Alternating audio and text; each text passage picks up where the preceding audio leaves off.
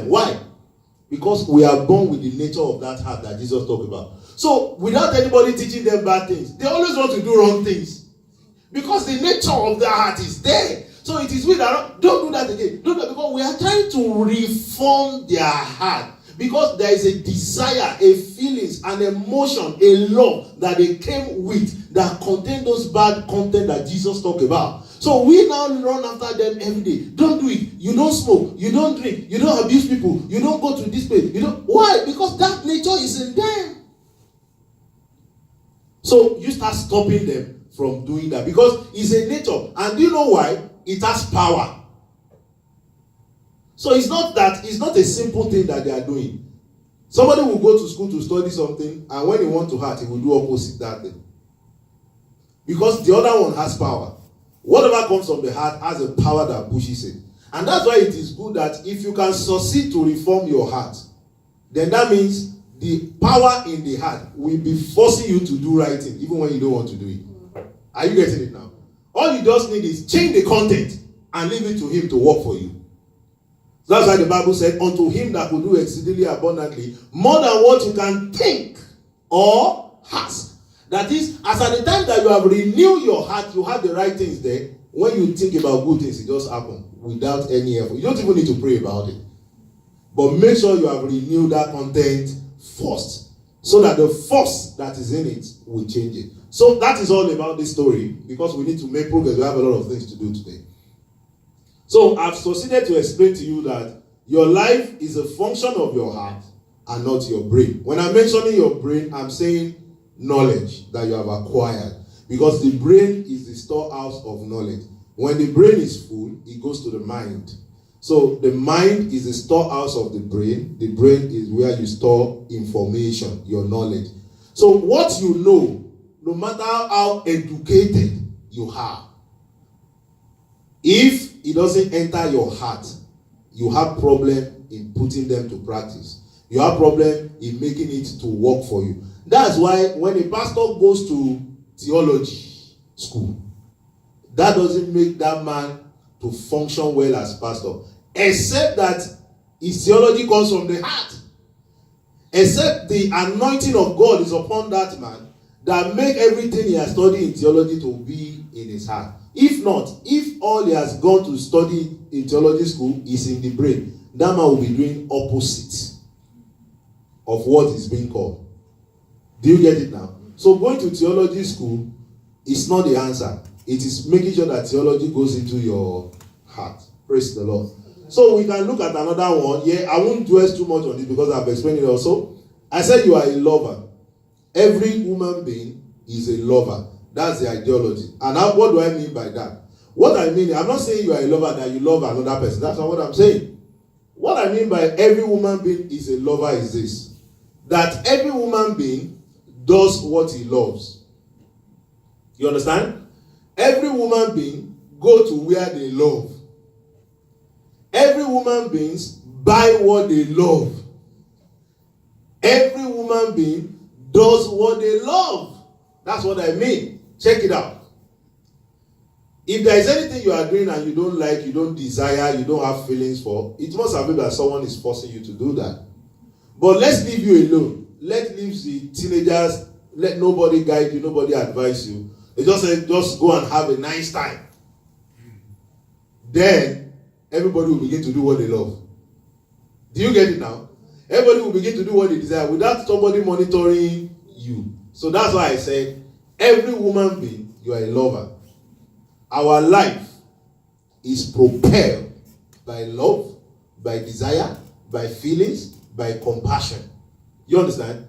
It is what you love you like to do. If nobody is watching you, if not because they have ordained you as a pastor, maybe some people it's because they ordained them, that's why they have not gone back to their bad way. It's actually not because they love not to go back there. So that means in case he traveled out to where nobody knows him as pastor. That's why some people, when they say he's pastor, they say don't call me pastor. He's planning something. When they say you are reverend, don't call me reverend. My name is Tunde. He's planning something. Because if you love it, you should be able to boast about it. If actually that ordination came from your heart. And not that it's your pastor that called you and said, the Lord said you become a pastor. And you said, yes, sir. And they said they ordain you in the name of the Father, even though you are saying, this is problem. This is problem. As they ordain you, you say, this is a future. Oh, I'm not ready for this. And so anytime they say, let's call Pastor Sheyi, France, what is the pastor there? Call me Sheyi. It is because it's not coming from the heart. Somebody imposed it. So the day Sheyi find himself in a country that nobody knows him, Sheyi will heart as Sheyi. Praise the Lord. So what I'm saying is, every woman being we are a lover. Every woman being we like what we love. We want to do what we love. We want to go to where we love. We want to speak the way we love. We want to hang out with people we love. We want to be free. We want to do what we love, because love is the driving force of our life. And what is love? Love is a content of the heart. So when I said you are a lover, what I mean is that you are what is in your heart. That's why you know that when you are dealing with intelligent people, they will say, can you speak your heart for us? What is in your heart?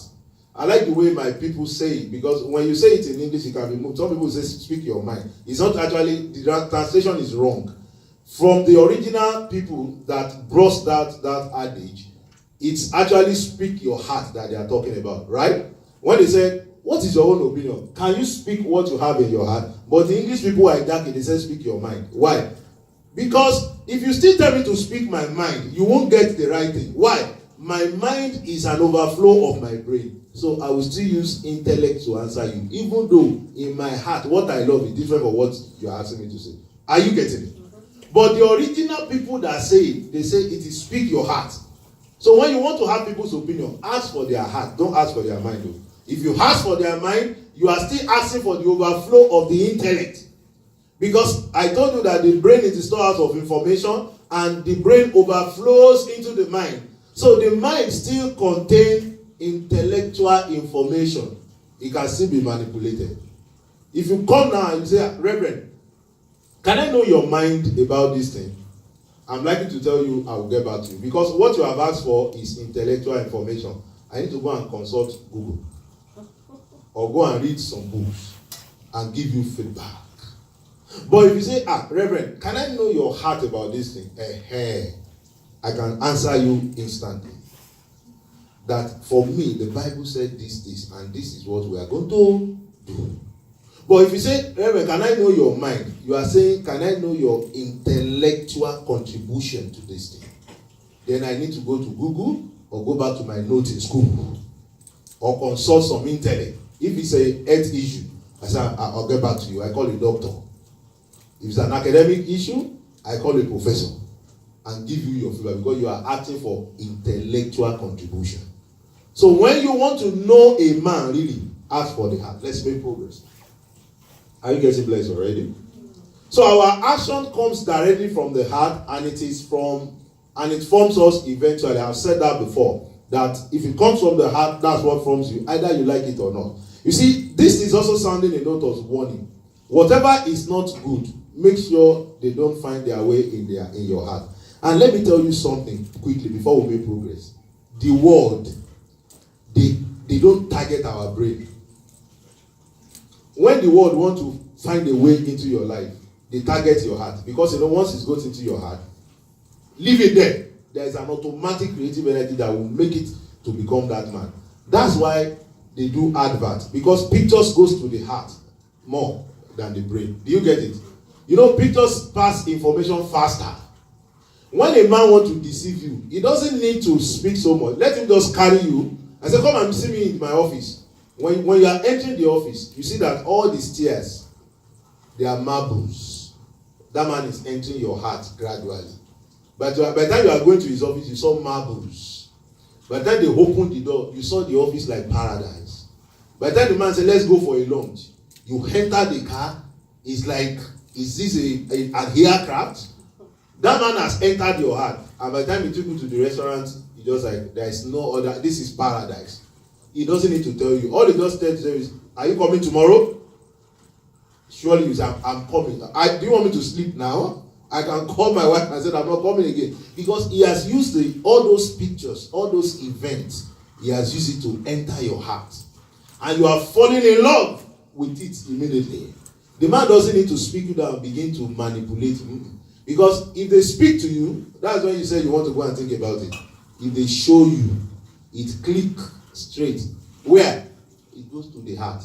And that's why you have love at first sight.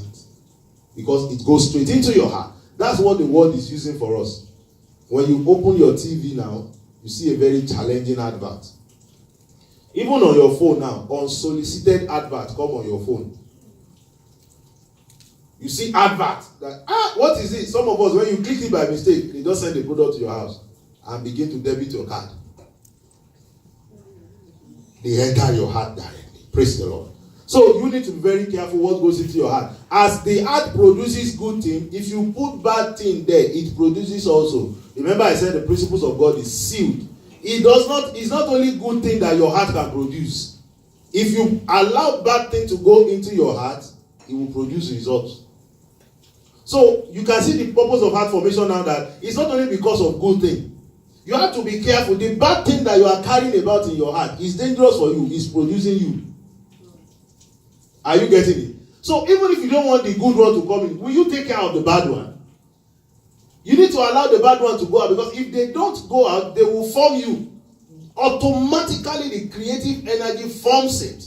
Either you like it or not. So you have to take care of the bad one and bring the good one. You will not use the advantage of the status of the heart by bringing good things there and let it produce good things. Let the bad ones go out, because it doesn't go out, it continues to reproduce itself. My time is fast spent. Don't worry, we are going to get there.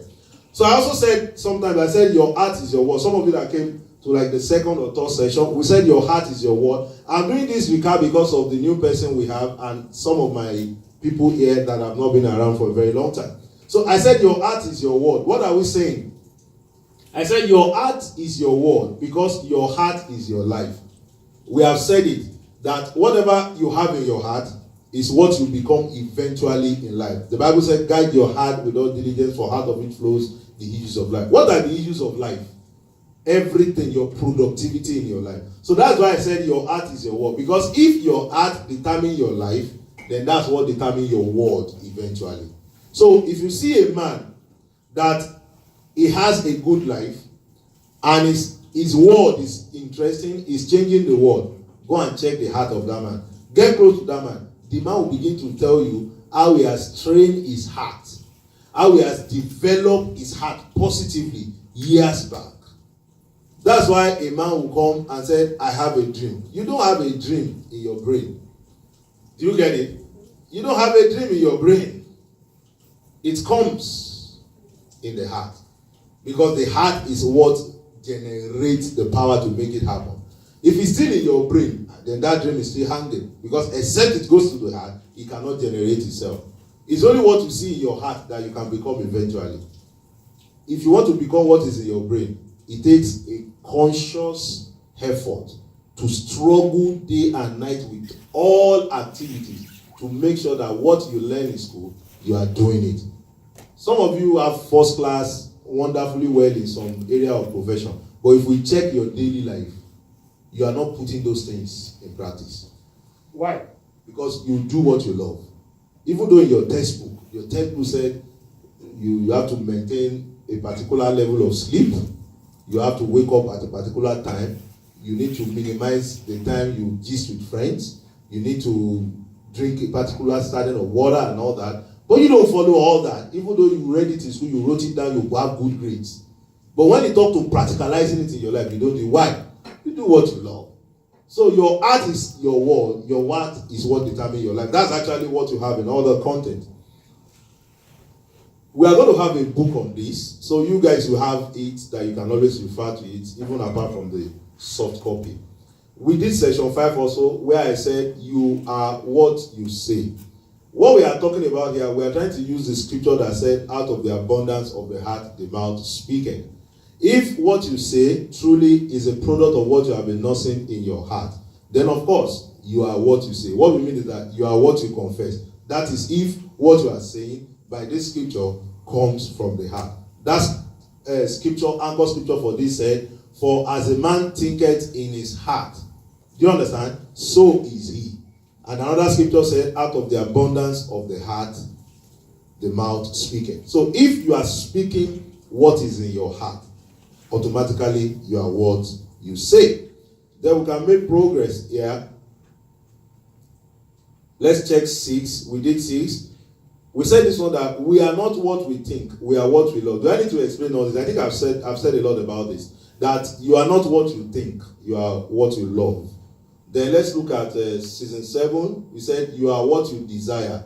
To be human is to be desired. We have seen all that. Let's look at the scripture. Psalm 37:4. It said, delight yourself in the Lord, and he will give you the desire of your heart. Have you seen that? God doesn't give you the desire of your brain. You will work that out yourself. You need to be looking at scriptures critically and begin to match scripture like you are doing arithmetic. That's how we do. We match scripture like we are doing maths or further maths. You need to start matching scriptures. God didn't say, I will give you the desire of your brain, or I will give you the desire of your mind. God, there is nothing that concerns God. Is it that God is against it? No. Work that out yourself. But the one that concerns me is your heart. I deal with your heart. Your heart is my own connection. If you want God to give you any desire, don't put it in your brain. Come on, keep it in your heart. Because anytime God wants to walk, he goes to the storehouse, which is the heart. He goes there. Does he have anything that I want us to work on? He picks it there. He work on it. If he doesn't go to that heart, God is not interested in that area. It takes your own personal conscious effort to make what you have in your intellect to come to reality. But if you want God to help you concerning any matter, you are going to put it in your heart. So that's why the Bible said God will grant the desire of your heart and not your brain. You understand? Proverbs 10:12 said, what the wicked dread will come upon him, but the desire of the righteous will be granted. How does the righteous live? The righteous puts his desire in his heart. So, we talked about this. The church is a spiritual, but I think I talked about that the other time. Our heart should be the set ungodly activities. Yeah, this is when we are talking about, when we are rounding up that session. We have talked about this also. I want to just put out some points and we make progress. 9, yes. 9 was what we did the last time. I'm going to run through this. Then in 30 minutes now, we'll be done on the message of today. Last week, we did this. And that's why I said, sorry.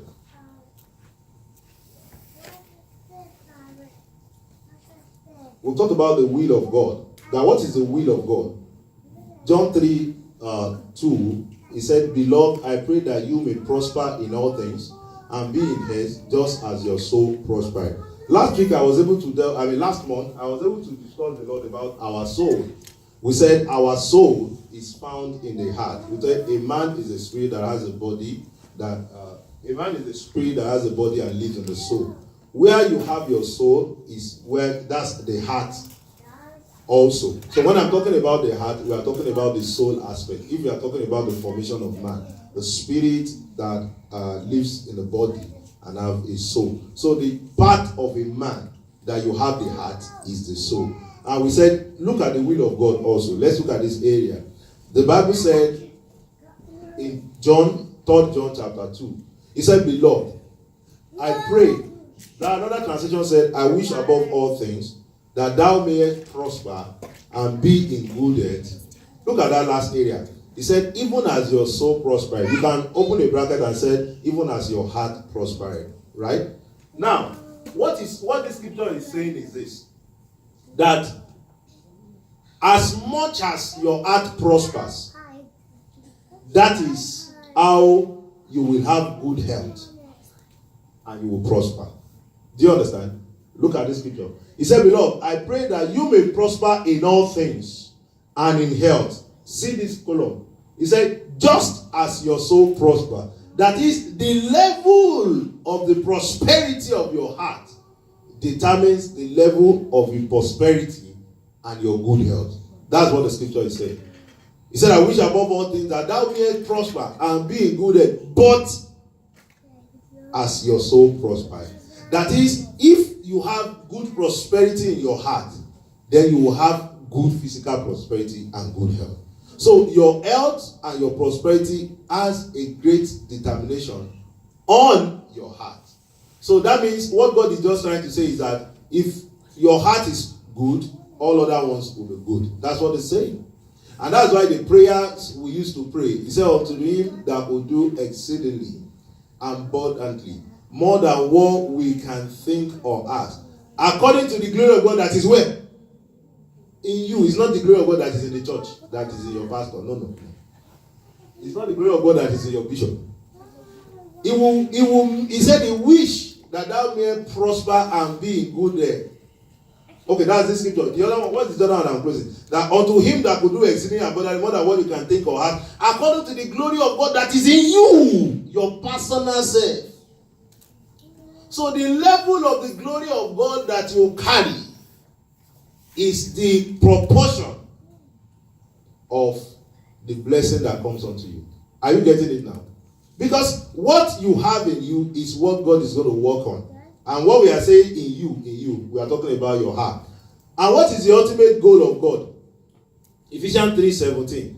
He said, so that Christ may dwell in your heart through faith. And I pray that you being rooted and established in love. Can you see love again? We said the will of God is that everybody prospers and be in good health, but on one condition, at the level of their heart and soul prosperity. That's the will of God. That everybody, I wish you well, but at the level of your heart and soul prosperity. In other words, the higher the level of your heart and soul prosperity, the higher the good health and the prosperity you enjoy.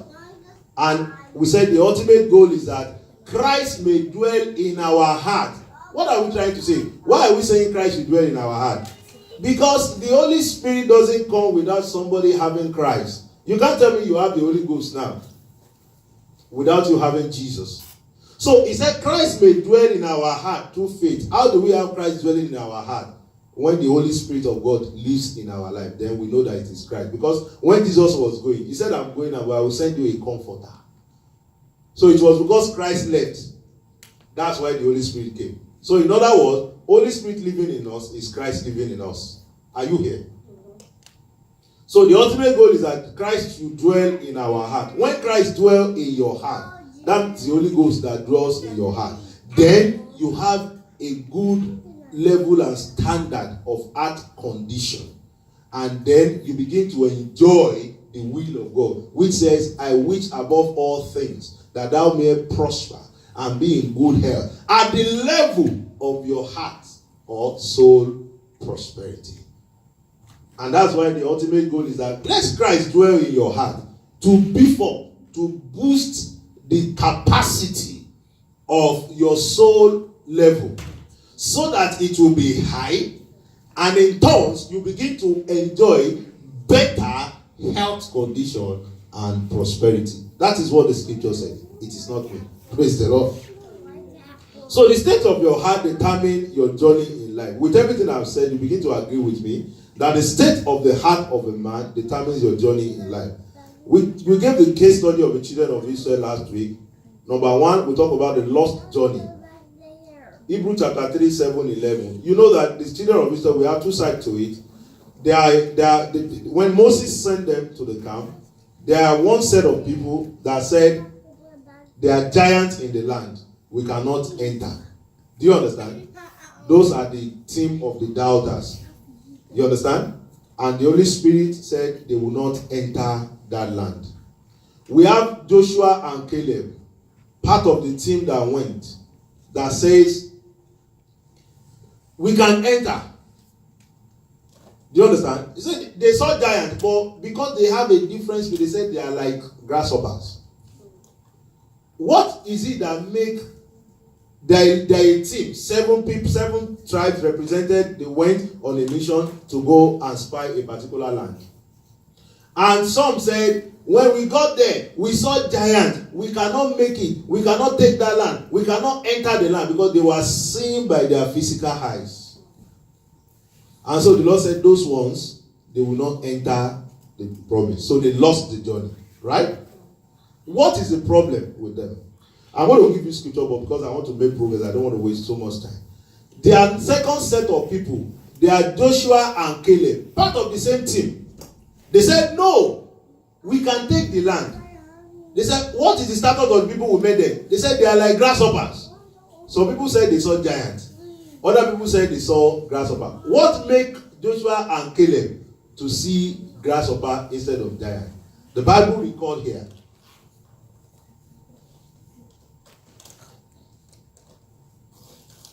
The Bible record here, Numbers 14:24. It said, for because my servant Caleb has what? A different spirit and follow me wholeheartedly. See that one. He did not use his sight. He did not use his intellect. He did not use his mind to follow God. He was using his heart to follow God. That is, when they got there, Joshua and Caleb, they were using their heart to analyze the situation. They were not using their brain. Can you see it now? And he said, what did they have? What distinguished Joshua and Caleb was because they have a different spirit and they follow God wholeheartedly. Look at it, the spirit and the heart. What did I tell you? What did I say earlier on that give creative energy? The spirit and the power that lies in the heart. Now, Joshua and Caleb, automatically, let me just tell you what happened. It's because Joshua and Caleb have succeeded in reforming their heart before that time. Other people have not reformed their heart. So when they got to that place, they cannot use their heart to analyze the situation because their heart has not been boosted.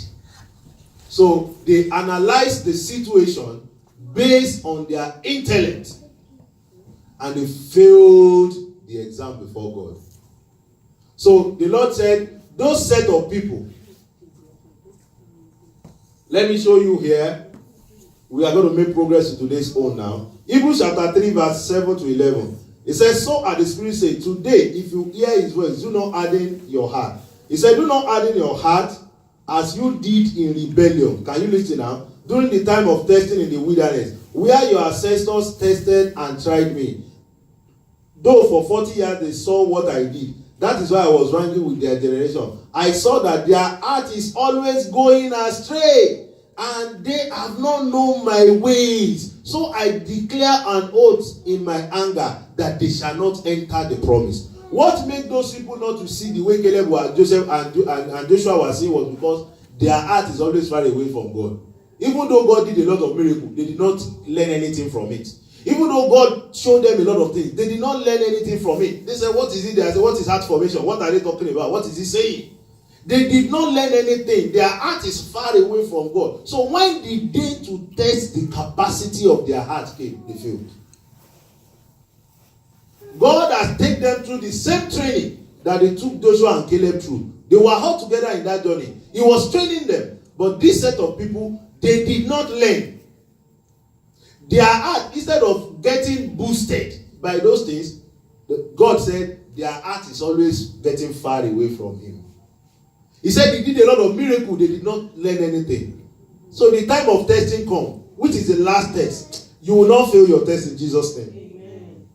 Which is the last test to determine all the essence of what they are doing in the wilderness. They said, go and check and come and give me your report.